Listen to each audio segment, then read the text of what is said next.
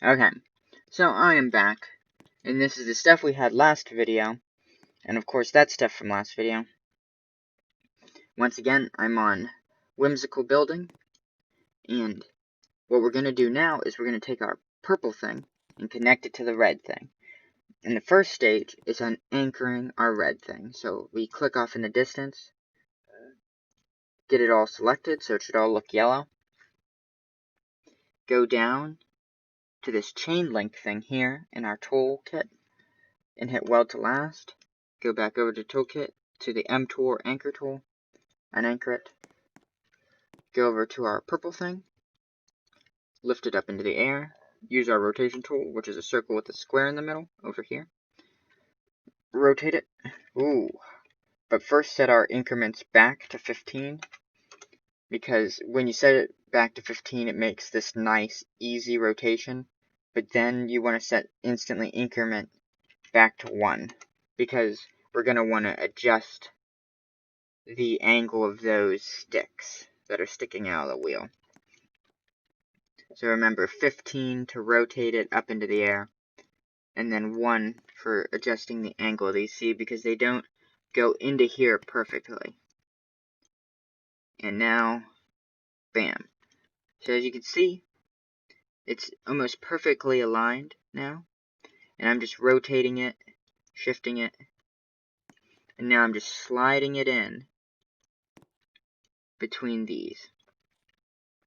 And now I'm going to test it and make sure it all works before we move on to the next stage of making our gear car.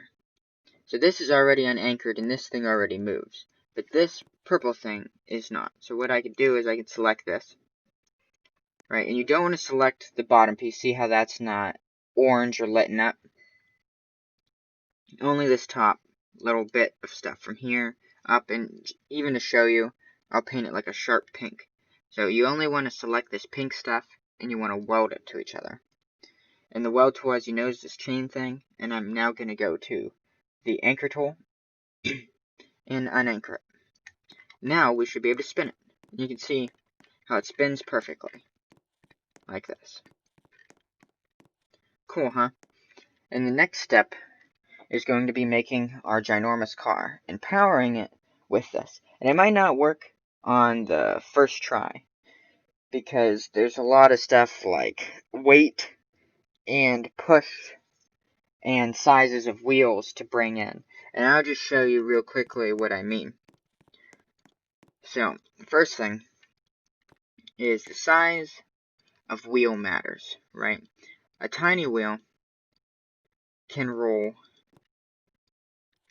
pretty far, right? If I unanchor this wheel, right, and I kick it, it's going to roll around the length of its outer area, right? I know I'm not explaining this very good, but you know I'm not your science teacher, okay, kids? And this is a bigger wheel, right? Now you have a big wheel. And a bigger wheel takes more time actually to spin because the outer area is greater, okay? It's actually pretty simple even though it's confusing. So if you have a bigger wheel, it takes more time for the bigger wheel to travel because the outer area is greater. We usually subtract the inner area. We don't usually think about that, but that actually matters too. And as you can see, it goes.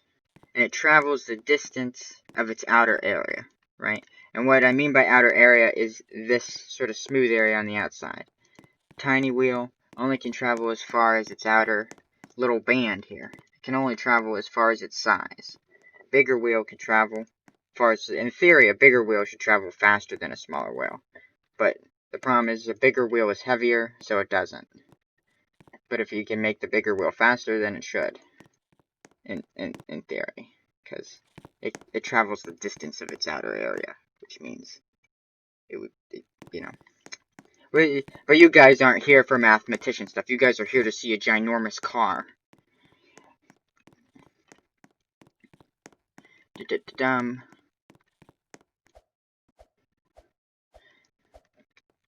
So, the next step in making our ginormous car work is building a way to get the rotation from this thing, right, to your wheels. So I will go ahead and just flip the whole thing upside down, right? So that's what I'm going to go ahead and do now. I'm going to try not and break it apart. So what you do is you click off in the distance, and you drag, and you select it all, and you just flip it upside down like this. Whee! But first things first is in your rotation tool, set the increment to 15, so you get a nice smooth rotation instead of like a horrible one. Make sure none of your stuff goes underneath the ground, because then it will break. Just heads up on all those things. So now this is what you should have. The next step is we're going to slowly work it into its final shape. So I'm going to shrink this sort of stuff down a little bit, because what we're going to have here, and I can show you, hopefully it works on the first try, it might not necessarily, is I'm going to place a truss. So you want to go to your plus tool, go over to part type, and add a truss, and go to normal so you don't extend it in both directions. Climb up on top of your wheels, go back to the add tool, and add a normal, and just sort of slide your normal block in here. And we want to make sure that we can still push on the spinny thing, which it looks like mine works. And I'm going to use normal to sort of flatten out this block. That way my player's feet don't touch the wheel. Then I'm just slowly going to bring this in here like this, because what we're doing is we're making the floor of our car right now. So we're going to make these little blocks that surround the cylinder that rotates the bottom wheel. We want to make sure nothing's touching that cylinder. See how I have something touching right there? Can't have anything touch it, because that will create drag or a pull, causing it not to work. Now, as you can see, I can just walk around and spin it around. Now what we'll do is slowly just make this sort of bigger. Make sure nothing comes into contact with it, because if anything comes into contact with it, your car is not going to work, essentially.